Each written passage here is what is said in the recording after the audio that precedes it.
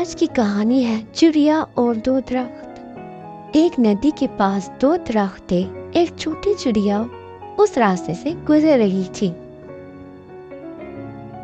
اس نے پہلے درخت سے پوچھا، پیارے درخت، بہت زیادہ بارش ہونے والی ہے، تو کیا میں اپنے اور اپنے بچوں کے لیے تمہاری شاخوں پر گھونسلہ بنا سکتی ہوں؟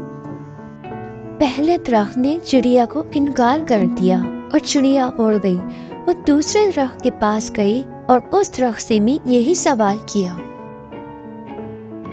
دوسرا درخت مان گیا اور چڑیا کو شاخوں پر گھونسلہ بنانے کی اجازت دے دی۔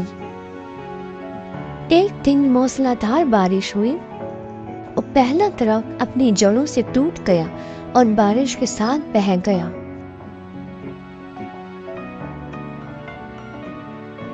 جب چڑیا نے یہ دیکھا تو وہ جا کر پہلے درخت سے کہنے لگی، تمہیں مجھے گھونسلہ بنانے سے انکار کرنے اور اپنے بدتمیز رویے کی سزا ملی ہے۔ لیکن درخت نے مسکرا کر نرمی سے جواب دیا، پیاری چڑیا، مجھے پہلے ہی معلوم تھا کہ میری جڑیں کمزور ہیں اور اتنی تیز بارش میں کھڑا ہونے کے قابل نہیں۔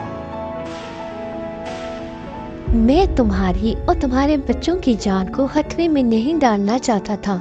افسوس کہ میں نے تمہیں اپنی شاخوں پر گھونسلہ بنانے کی اجازت نہیں دی۔ یہ کہہ کر درخت بہہ گیا۔ چڑیا کو اس درخت پر اور حقیقت جاننے بغیر اس کا فیصلہ کرنے پر افسوس ہوا۔ بغیر حقیقت جانے ہمیں کسی کے بارے میں بھی غلط رائے بنانی نہیں چاہیے۔